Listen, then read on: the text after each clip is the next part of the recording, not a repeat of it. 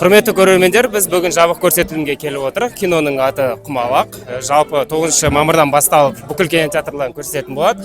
Қандай қонақтар келді және киноға деген көзқарастары қандай, соны бірге тамашалап отырайық. Кеттік.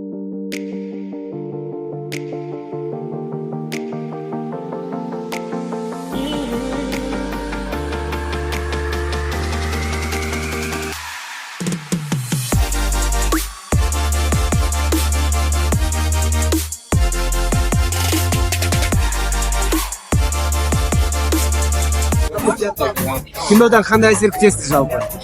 Кино қызық болады деп ойлаймын. Сіздер де келіңіздер, 9 мамырдан бастап барлық кинотеатрлардан өте қызық. Жалпы осындай жаста, осындай жанрда кино көруден қорқпайсыз ба? Жоқ, мен ужастик көруді қатты жақсы көремін. Өзім ужастикпін. Өзім түстім ғой ужастикқа. Тағы да осындай жанрда егер ұсыныс келіп жататын болса, ойнар ма едіңіз? Конечно. Жалпы хоррор бойынша өз басым бұндай фильмдерден қорқамын.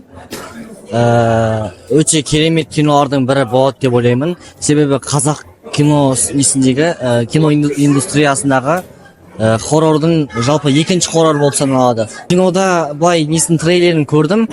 Қатты қорқынышты болады сияқты. Мен дәстүр фильмін тоже көрген болатынмын.